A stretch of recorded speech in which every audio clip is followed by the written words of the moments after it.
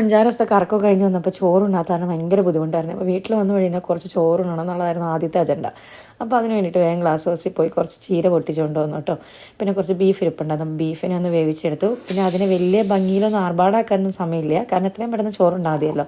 അപ്പോൾ അതുകൊണ്ട് കുറച്ച് സവാളയും വെളിച്ചെണ്ണ ഒഴിച്ചിട്ട്, നമ്മുടെ നാട്ടിൽ തേങ്ങ വെളിച്ചെണ്ണ ഒഴിച്ചിട്ട് സവാളയും അതുപോലെ കുറച്ച് ഇഞ്ചി ഇട്ടിട്ട് ഒന്ന് വഴറ്റിയെടുത്ത് കേട്ടോ. പിന്നെ നമ്മുടെ ആ ചീരേനെ തോരനാക്കി. അതുപോലെ നമുക്ക് UK നിന്ന് കുറച്ച് പാവയ്ക്ക കൊണ്ടുവന്നു പറഞ്ഞില്ലേ, ആ പാവയ്ക്കേനെ തേങ്ങാക്കൊത്തൊക്കെ ഇട്ടൊന്ന് മെഴുക്കുവരട്ടിയാക്കി എടുത്തു.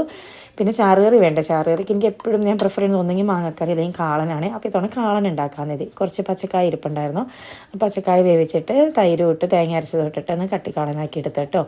ഈ കാളനും നമ്മുടെ പുളിശ്ശേരിയൊക്കെ ഉണ്ടാക്കുമ്പോൾ നമുക്ക് ഇവിടുത്തെ മോരിന് വലിയ പുളി ഉണ്ടാവത്തില്ല. അപ്പോൾ ഞാൻ എന്താ ചെയ്യാന്ന് വെച്ചാൽ അടുപ്പത്തുനിന്ന് വാങ്ങിയതിന് ശേഷം കുറച്ച് നാരങ്ങ പിഴിഞ്ഞ് ഒഴിക്കുക. അപ്പോൾ നല്ല പുളിയും വരും, നല്ല ടേസ്റ്റും വരും. ചീര എനിക്ക് വെയിറ്റ് ചെയ്യാൻ പറ്റുന്നില്ല. ഞാൻ പോലെ 6 ദിവസത്തെ ഗ്യാപ്പിന് ശേഷമാണ് ഞാൻ ചോറിനാൻ പോണത്. അപ്പോൾ അതിൻ്റെ സന്തോഷം കേട്ടോ.